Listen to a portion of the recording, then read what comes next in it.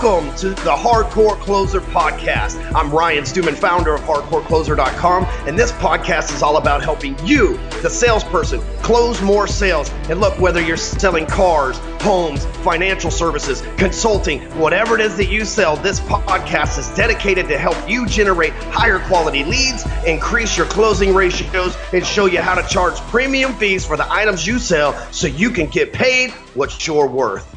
What's up, Closer Nation? It's time to get crunk as a motherfucker. Your boy's got a lot of extra energy because I stopped smoking the devil's lettuce. That's what we're going to talk about on this episode. Welcome to episode 103 of the Hardcore Closer Podcast. Ironically, still the THC podcast, right? We'll get through that in a minute, but I'm glad that you're here. If you're a first timer, be sure to check out the previous episodes. There's 102 of them. And episode 100 is our greatest hits. So make sure you check that out. It's fucking hilarious. It's awesome.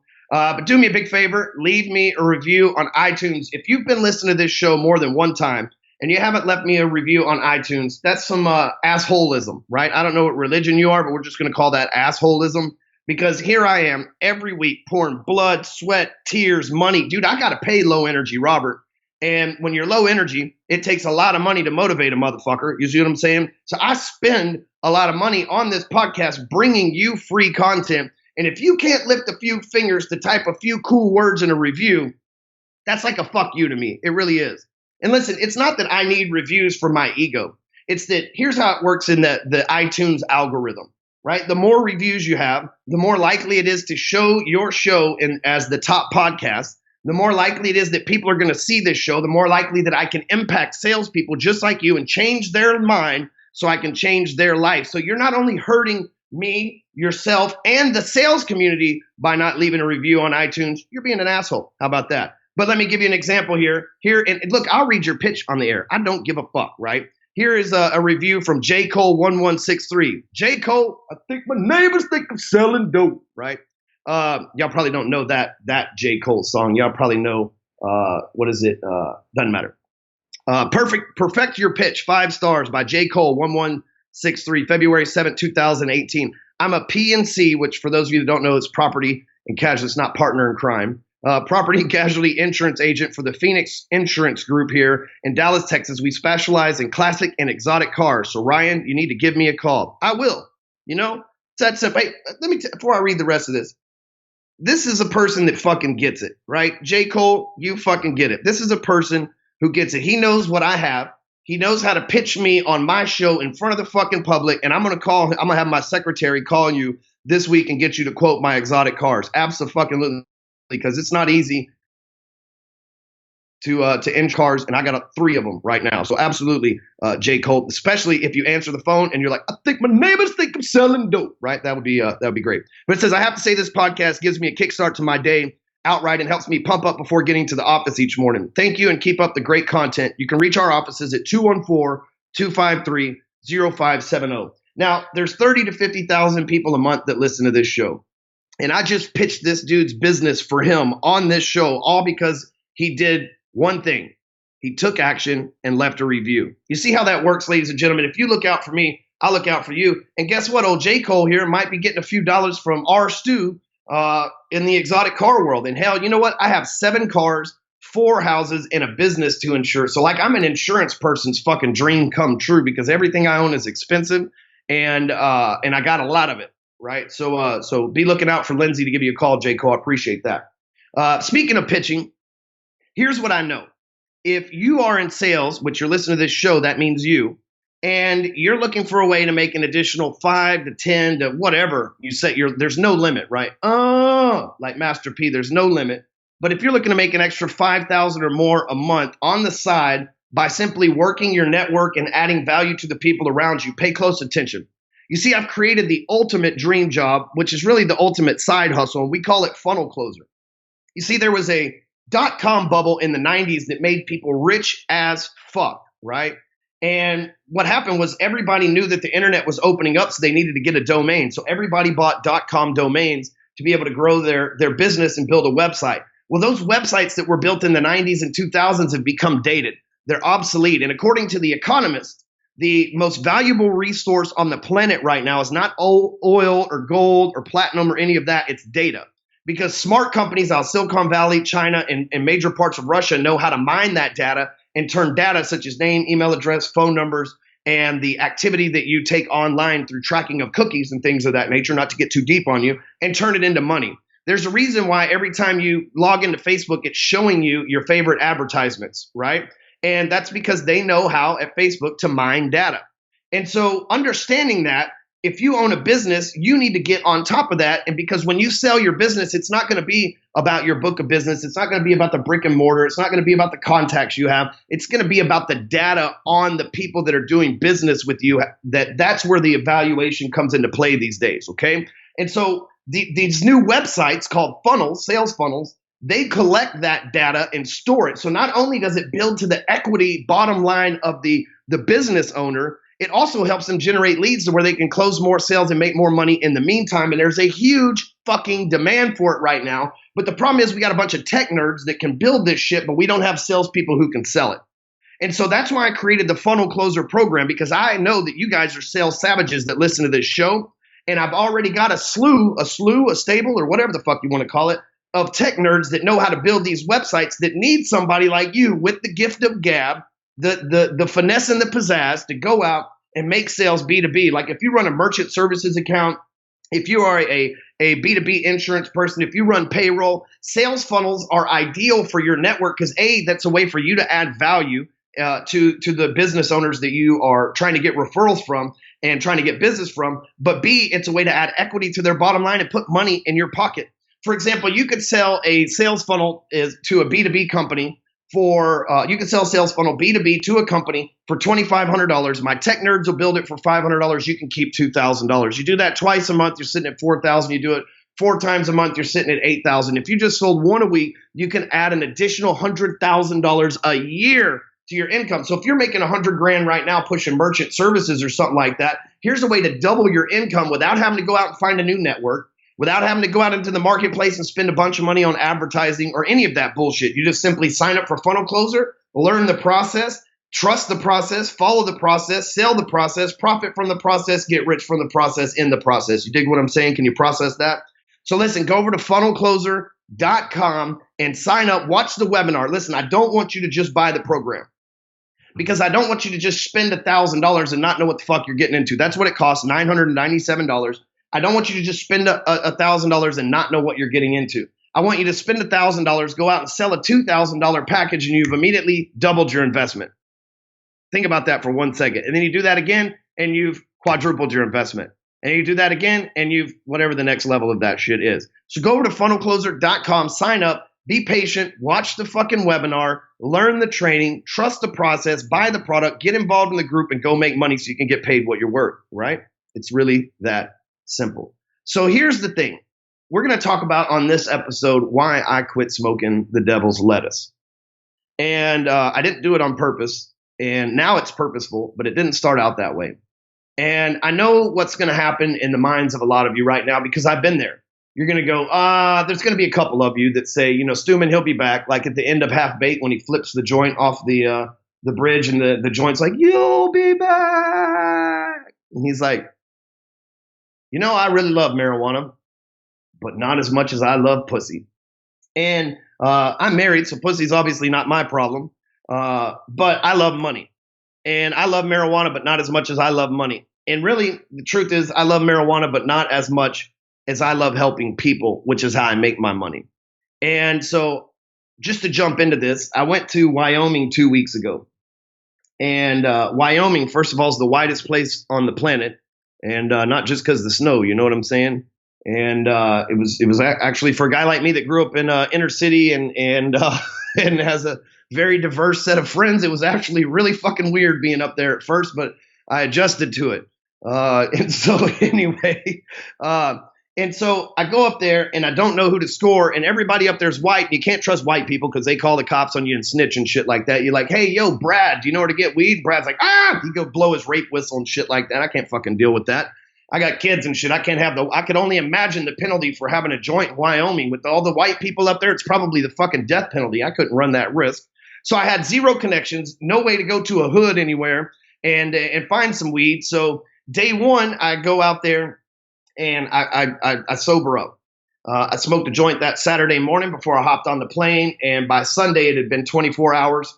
We go out on snowmobiles Sunday, had a great time, lots of adrenaline flowing, still no marijuana. Monday I spoke at the event, still no marijuana. Tuesday the detox hit me hard. One of the things that I have been scared of, I've been really wanting to quit weed for years now. I knew that it wasn't helping me out. But, when you stop smoking weed after smoking it, 10 times a day, all day, every day for 22 years, the cannabinoids collect inside your intestines, and marijuana is an agent of constipation, believe it or not. And so when you stop smoking it, you shit your lungs out, man. I mean, it was like that time I did the combo frog in Utah, man. I shit fucking probably gum I swallowed in the second grade out, detoxing. And it was nice. I lost a lot of weight. That was beautiful. But at the same time, I'd always been scared of that. The second thing is my temperament. Anytime you go without something that your body's been used to for decades, there's going to be detox that causes your temperament to get mad. And I've quit a few years before for like 3 days, and I cussed everybody out I ever loved. And I shit on a bunch of people that I shouldn't have shit on, and made a bunch of bad decisions. And I thought, man, fuck, I can't quit smoking weed or I'm going to lose my mind and lose everybody who's involved in my life. And I have been scared of repeating that. But since I was locked up in a hotel room in the whitest place in America, and I decided that I'd just detox. I shit my brains out. I sweat it out. I dealt with it. I removed myself from the internet, and I just stuck it out. Well, on day 3 of this event, I go in and I listen to a dude speak. Actually, it was day 1. Sorry. I listened to a guy speak named John Cheplack. And he was talking about how he was trying to outdrink his problems. He said his daughter had a heart condition, and his solution to that was just stay drunk all the time so he didn't have to face his problems. And it's funny. It's like that time David Goggins asked me, who do you know worth $1 billion that smokes cigarettes? And I put cigarettes down, haven't had the urge for one since. John saying that to me changed my mind to where I decided to put weed down, and I will never smoke it again, just like I'll never smoke another cigarette. And I know that sounds like, damn, just like simple shit like that, huh, Ryan? But it's funny how you know something, but the right combination of words can unlock the lock, unlock the door to opening up your mind. And I always say that, that you never know what I'm going to say because I might unlock that door to your mind. And in these shows or on my videos or whatever the case. But that day, John Cheplack, brother, I know you listen to my show and I owe you for this, man. I've respected you for a long time. I'm glad we finally got to meet. But you changed my life, man, because you showed me that it was time to quit running from my problems too. And you don't know this, but I know people who know you, and your alcoholism was really, really rough. Probably worse than we tend to play stuff off as professionals. And I know that if you could beat that, I could beat this. It's like from Half Baked. It's like, you in here for some marijuana? You ever suck dick for marijuana? And no, I have never sucked dick for marijuana. I'm not saying I'm above it. I'm just kidding. But I haven't sucked dick for marijuana. But an addiction's addiction. Some people are addicted to food. Some people are addicted to sex. Some people are addicted to porn. Some people are addicted to reading the back of baseball cards. Fuck, you can get addicted to anything. And I had a serious addiction that I had to kick. And if I was going to do what I've been telling you guys for the last 2 months that I'm going to do, which is change the world, not just from a sales perspective, but from a personal development perspective, the big boss at the end of the level for me to beat to level up was addiction. And I beat cigarettes and told myself that was enough and used marijuana as an excuse, but that was the lie, right? That was a lie from the force of average. And I've explained that on this show several times before, but that was a lie from the force of average saying that, you don't need to beat that addiction, but I did. And as a result of that, there's been hundreds of people quit smoking marijuana. Matter of fact, Low Energy Robert told me that he's been dry for a few days too, man. I'm actually proud. And I didn't ask any of these people to quit, but I understand that as a leader, people were waiting for me to man the fuck up and do what the fuck I needed to do in my life to remove their excuses so that they could go fuck my excuses and remove the blocks that were holding them, just like Cheplack did for me. Now I've been able to do for hundreds of people. And so on this episode, I'm going to give you the 5 reasons why I quit weed, but it wasn't like I went to Wyoming to detox. I went to Wyoming and I detoxed. And once I was done with it, I decided that I never wanted to go back. And it caused a lot more problems in my life than I realized, but I was too fucking stoned to realize. I used to come home and after work, and I'd been smoking pot all day since 4 a.m, and come home from work and I'd just be tired as shit and I'd pass out at 8 o'clock. I wouldn't talk to my kids. I remember Jackson, my oldest son, he's always like, Dad, if you could not fall asleep on the couch tonight, that'd be great. And, it was embarrassing because maybe I come home and I have 4 hours with my kids and I spend 1 hour going back and forth to the garage, right? I never smoke around my kids. They had no idea there's, all that stuff, but they were missing out on their dad being 100% involved and aware in their life, man. And that's not how I want to go out. I called my wife before I left Wyoming and I said, babe, throw everything away. Everything, anything and everything away.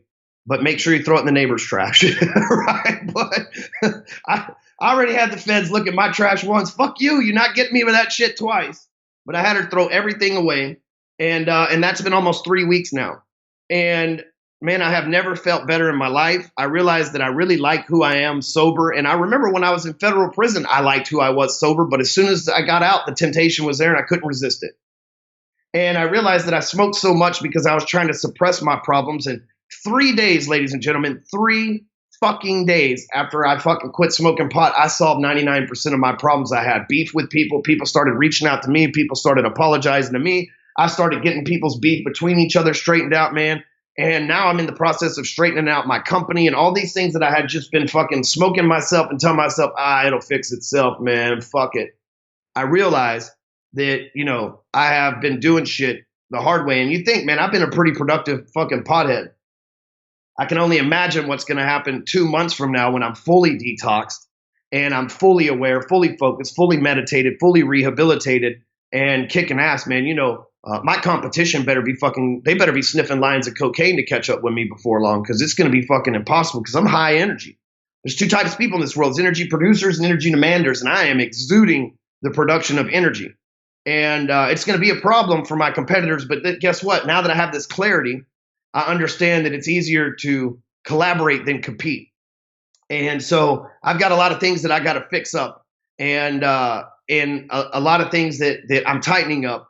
And it's going to piss some people off in the meantime. I'm sure there's pot dealers across America right now going, fuck that guy for telling people to quit weed. What a fucking asshole. Our economy's struggling, you motherfucker.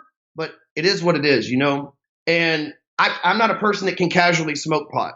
If I smoke 1 joint, I'm going to smoke 10, and I'm going to smoke 100, and I'm going to smoke 1,000, and I'm not going to quit. I'm an addictive personality type, and I know that if I touch something I like, I will not stop touching it. Ask my wife. And so here's the thing. I'm going to give you the 5 main reasons I quit smoking weed. I've just told you some of them, but I'm not asking you to quit weed. I'm not telling you weed is a bad thing. I'm not saying weed doesn't heal people. I'm not saying marijuana is not medicine. I'm just saying for me, that shit was fucking my life up, and I was too stoned to even fucking understand how bad it was fucking my life up. And for those of you that I have affected because of weed, because of being mad in the morning or saying shit without thinking, or you pulling me off my focus and me jumping your ass, you probably deserved it, but I'm going to apologize anyway. So number 1, I needed clarity. My mind was cloudy as fuck, and I needed to be able to see things clearly. Because one of the tricks that marijuana does is it tells you everything's going to be okay. And now if you have cancer or something like that, that's probably a good thing. But I'm not sick. I'm a perfectly healthy male adult.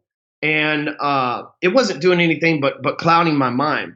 And it was hindering me from making good decisions. I'll remember the first time I ran away from home, I was 15 years old. I was staying at a guy named Josh's house. His parents were cool with me crashing there.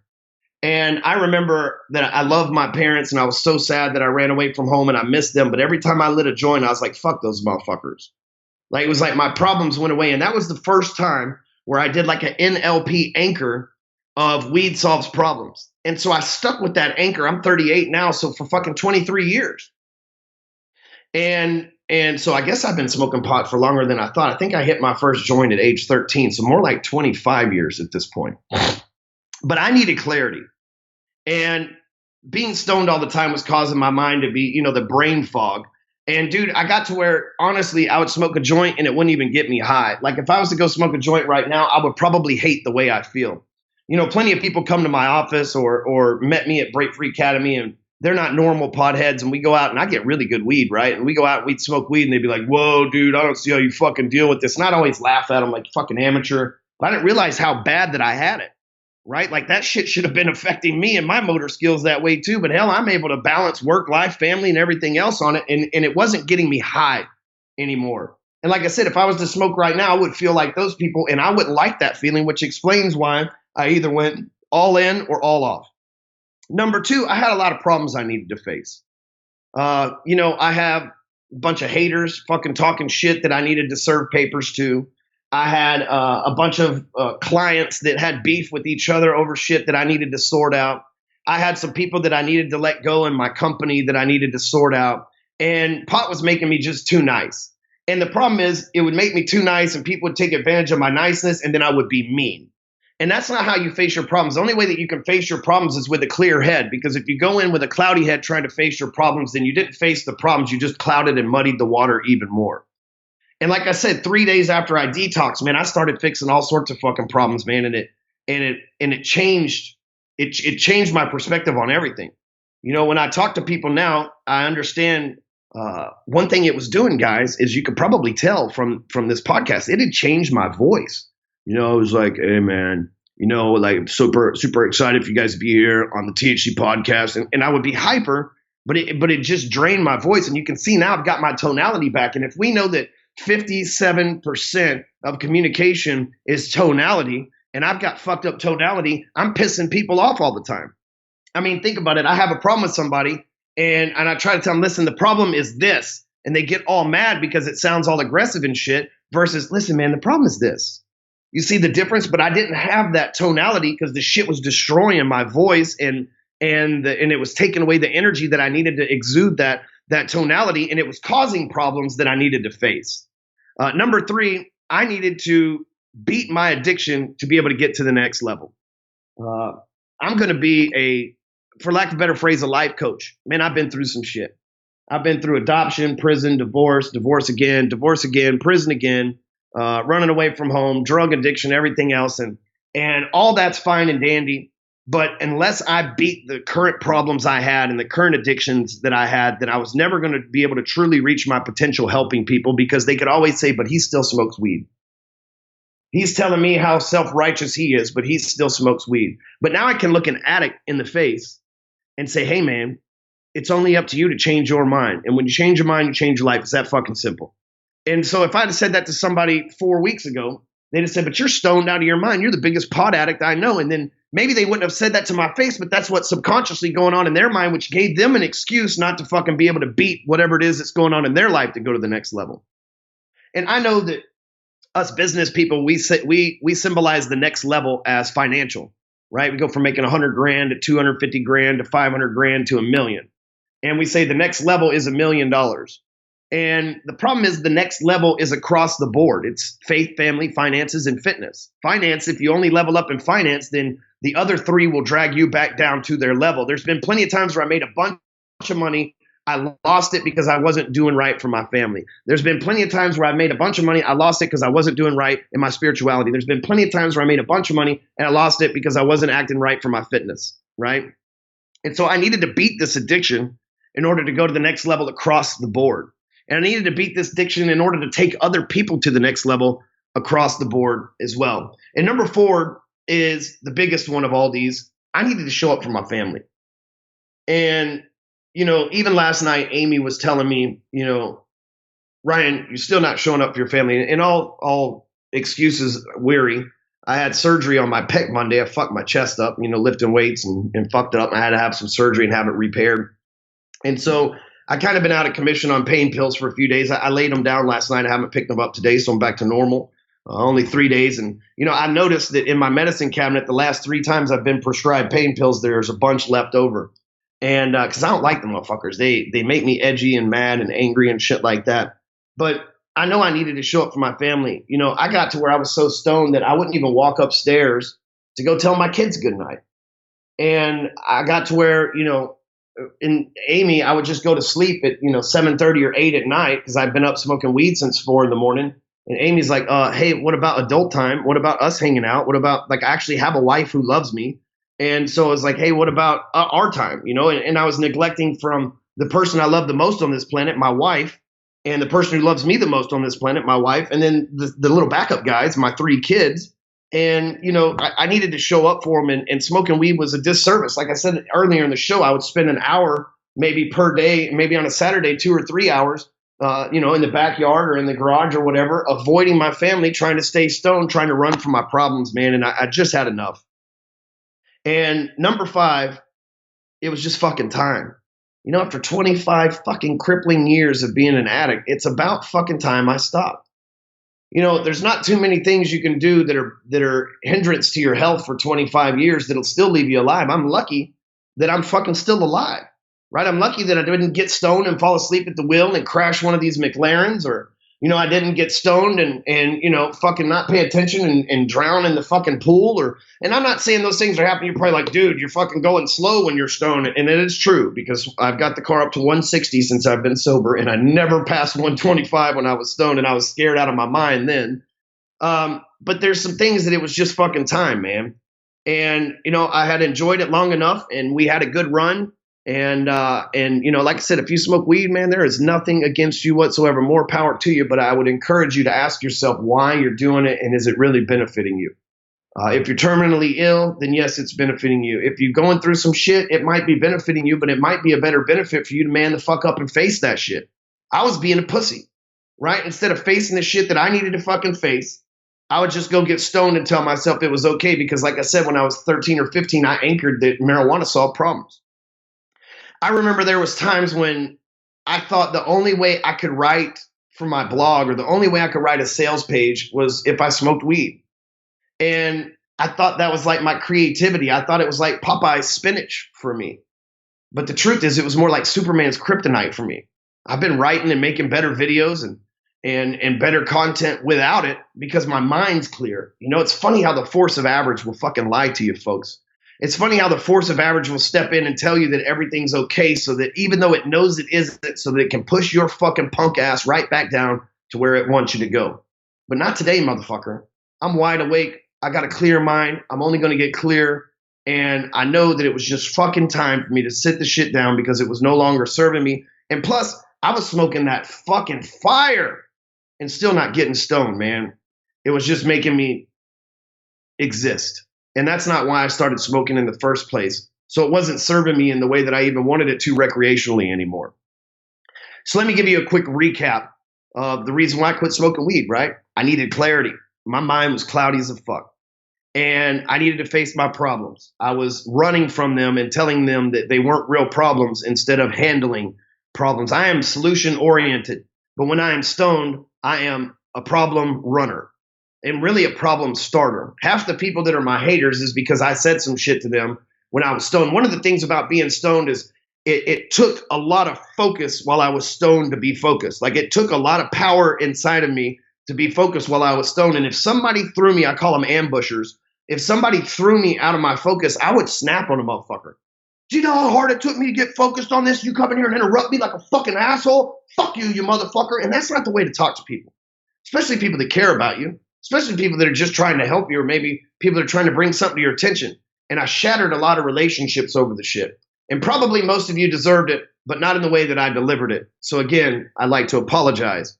And again, I'm not one to swallow my pride and apologize, because I don't always think that I'm right. I do apologize when the timing's right. And a lot of people that are out there that still fucking hate me, but yet listen to my show every week for some fucking reason. You know who you are. You probably deserved it, but I probably delivered it wrong. So we'll just leave it that way. The next thing is I needed to beat the addiction in order to go to the next level. This year, we're launching a Get Your Mind Right coaching program that's going to be about mindset and about conquering any fucking thing you want in this life. And how could I say I conquered any fucking thing that I wanted in this life if I couldn't conquer a simple addiction like marijuana? Number 4, you got to put your family first. And I have been putting Mary Jane first, and I'm not married to Mary Jane. I'm married to Mrs. Hardcore Closer. And I wasn't putting her and the kids first. And you know what? That's still something that, like, it's not like a switch went off and all of a sudden I'm like fucking Peter Griffin, the Family Guy over here. It's something that I got to work on, but I definitely wasn't working on it. And I was definitely regressing by being stoned. And number 5, it was just fucking time, man. I wasn't even getting high anymore. And, what good is fucking spending $500 a week on something that makes you feel normal? No person with any kind of intelligence would fucking do that. So here's the thing. I'm writing a book called, well, it doesn't matter because I know how motherfuckers are. You tell them what you write, and the next thing you know, they beat you to the publishing. So I'll just hold off on the title. But I'm writing a book that's going to help people not beat addiction, because that's like, I'm no professional at beating addiction, right? but it's going to help people level up across the board. And so keep your eye out. It'll be ready here in a couple of months. We'll be launching on Amazon. And if you haven't grabbed my other books, you can go over to Amazon.com, search Ryan Stewman. There's a bunch of books I've written Forbes for. There's a bunch of books that I've written. Pick a few of them up, read them. It'll change your mind. And when you change your mind, you change your life.